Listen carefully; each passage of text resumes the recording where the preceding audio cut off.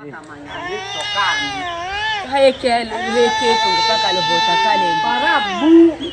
Loma. The child is not breastfeeding anymore, and the child is eating only lohota, which has only calories, absolutely no protein in it at all, and probably maybe zinc deficient because of the rash that they have. The child will 90% chance the child will die over the next month.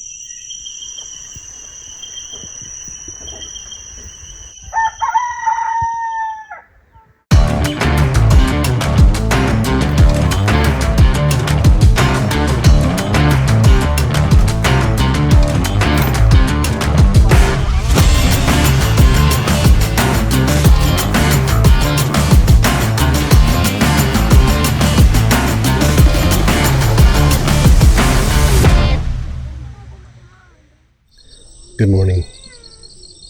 2/3 of the way to Lomala.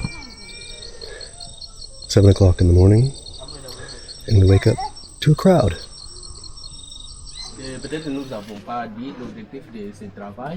Voilà, ça c'est l'exemple. S'ils ouvrent. So this is a multi-dose vial for tetanus for pregnant women, so they don't get tetanus when they have the birth and get maybe a C-section or something like that. But it also protects the baby, so the baby's antibodies, if she's vaccinated for tetanus, will protect the babies. The problem is when you use these really old numbers, people are moving around, the growth of the population may not correspond with the estimate, so then they're allocated certain supplies based on the estimated population. If the estimated population is way off, they don't get enough bed nets, they don't get enough vitamin A, they don't get enough deworming medication, they don't get enough vaccines. And the date that they were born, they were supposed to receive the tuberculosis vaccine and the polio vaccine, which they are out of stock of.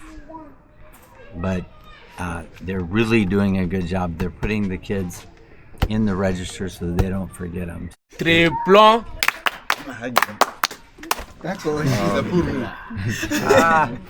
Ça c'est très bien.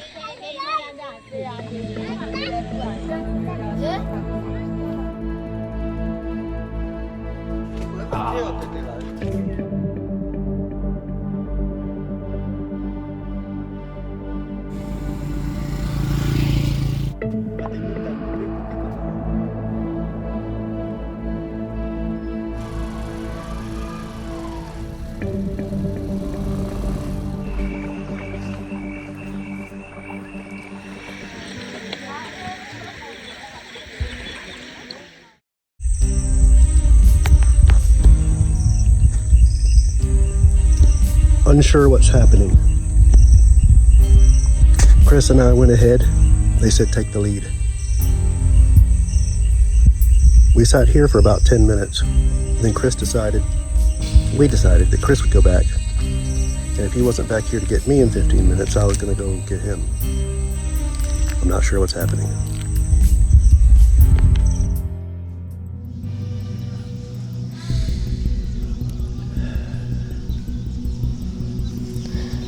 I'm tired, dude. I need some sleep, and I need to down this to get some electrolytes back in me. I had cramps like nobody's business last night. He's about to get you. That's fine. You go coming. How's your tongue? Oh, I'm good. Yeah.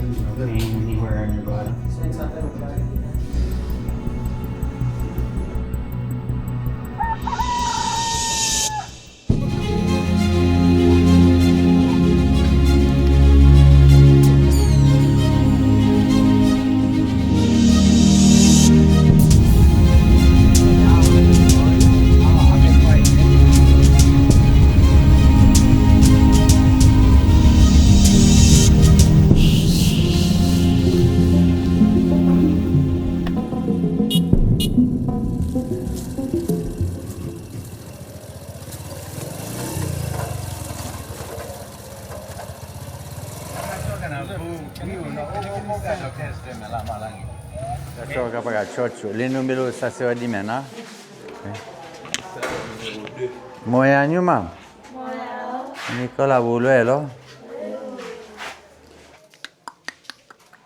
The mom loaded her up with antibodies through the placenta.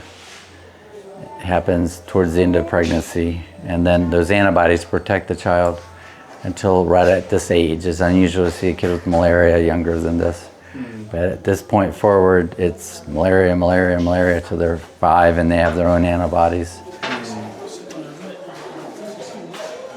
The parents make the decision as to how to use the money, and the father, of course, would take care of himself. If the mom gets sick, she's a very high priority, because if she doesn't get well, the whole family goes down the tube. So it's not a criticism that they focus on the adults, but in reality, that's just the way it goes. You got to keep mom healthy, otherwise things don't go well in the family. But there should be many more hospitalized children. Mau ya mam? Dah bolu? Maka di mitu kota Sudan ya ye ma. Wan betul sobarangon ne che.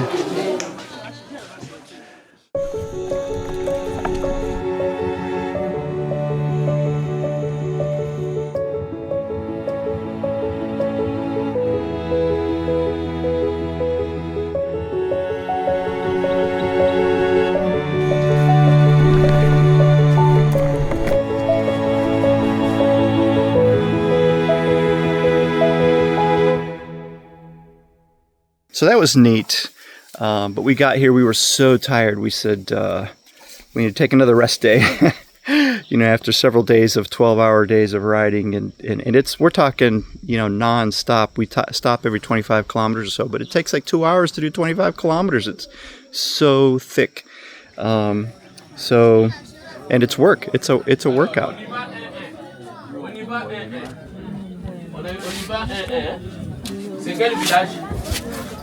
So Dr. Matthew and I are just looking through the whole steps of the preventative health program for the Ikomakoko health area, and looking for, how they're managing the vaccines. Are they getting rid of the expired ones? Are they getting rid of the ones whose indicators have turned purple, meaning they're bad?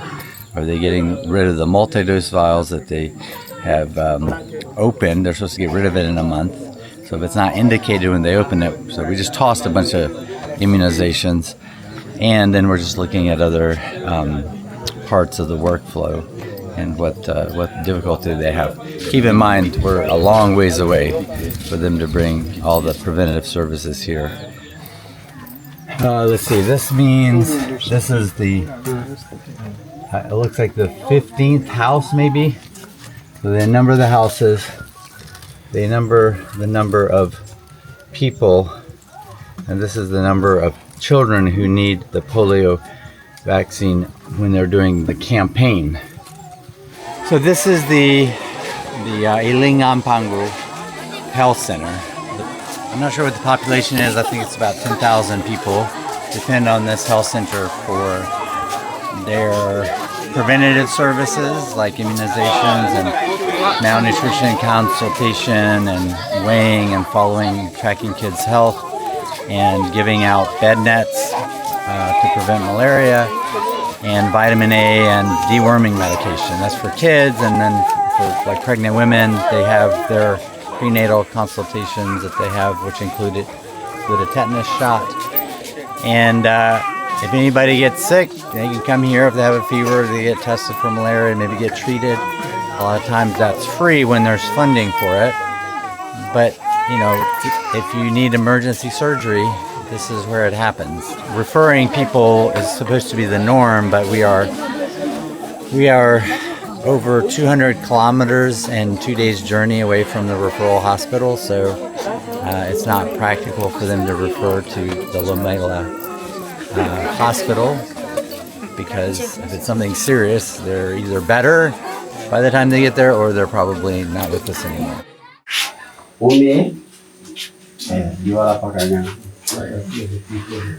She's sick. She has a trauma. Her husband kick her on the face. If you see, his left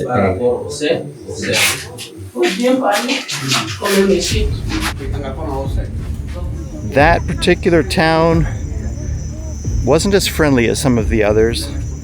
I think it's because being on the other side of the river, it's kind of like being on the other side of the tracks. They just didn't trust us.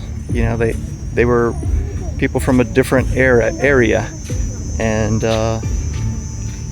even though we were there with the doctors from their DPS quadrant, they just, I don't know, were a little leery about us coming and visiting their village.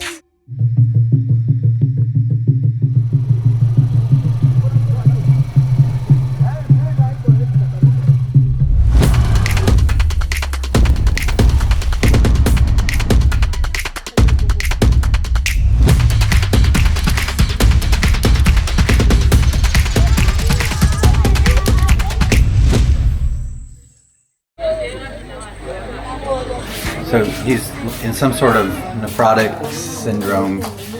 We have absolutely no labs. It's all clinical. There's no way to confirm or figure out what's going on with sodium, potassium, chloride, or whatever.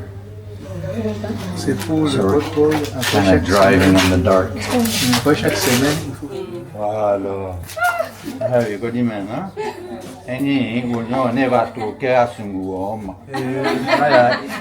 2.5 years old, getting some blood, fever, vomiting, diarrhea, abdominal pain, we assume. Positive for malaria. The rapid test for malaria is positive. The smear was positive. The hemoglobin was 4.5. Normal is 12 and above. So you got almost a third amount of blood that you need, and a little bit less dead. The cost for the exam and the consultation is $1.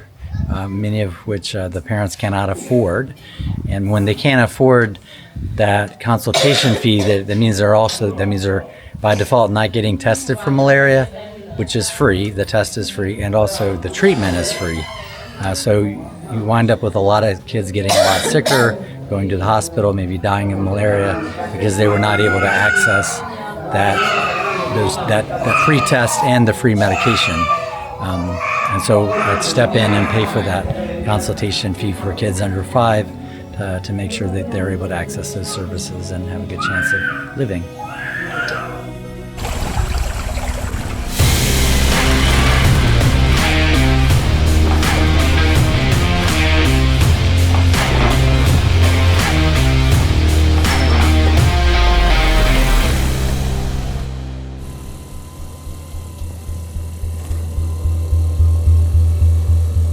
It is now 8:22, and Chris, Paul, and I have been riding in the Congo in the dark for the last probably 2 hours.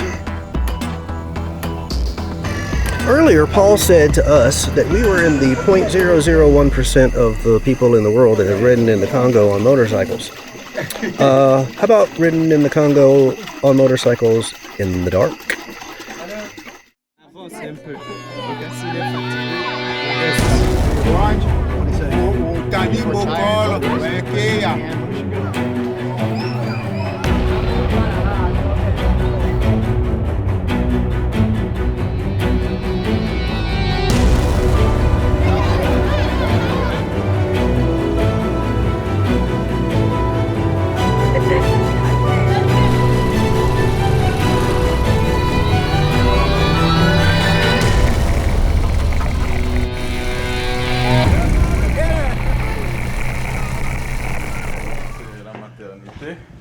Ça c'est non, ça c'est pédiatrie. Vous avez changé. Ah. There's no food here at the hospital. There's no food for the mother. What's she going to do with all her kids at home? So it gets rather complicated. I think Joanne, like I said earlier, there's a very likely chance of dying, and we're trying to do something to help her live.